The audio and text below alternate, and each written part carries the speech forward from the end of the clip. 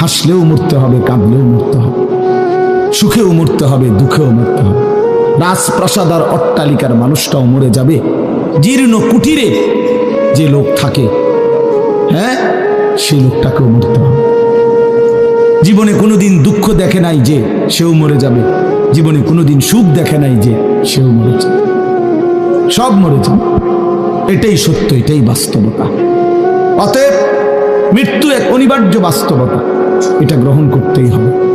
এটা যদি আমরা মনে রাখি আমাদের জীবন অনেক সুন্দর হইত, অনেক সুন্দর হইত। রাসূলুল্লাহ সাল্লাল্লাহু আলাইহি ওয়াসাল্লাম বলছেন, আকসিরু যিকরা হাদিমিল লাযযাত ইয়ানি আল মাউত।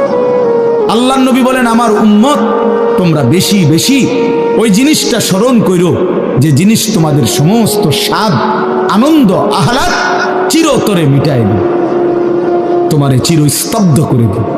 জলজ্জান্ত মানুষটা আমাদের সামনে হাঁটতো, চলতো, উঠতো, বসতো, ঘুরতো, ফিরতো, হ্যাঁ, সেই মানুষটা মনে করেন আমার চোখের সামনে নাই, তার লাশ আমার সামনে, আহা সেই লোকটা স্তব্ধ।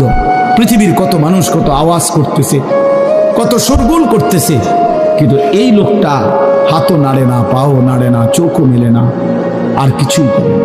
এ কি আশ্চর্য বিষয়! চোখের সামনের এই মানুষটা নাই,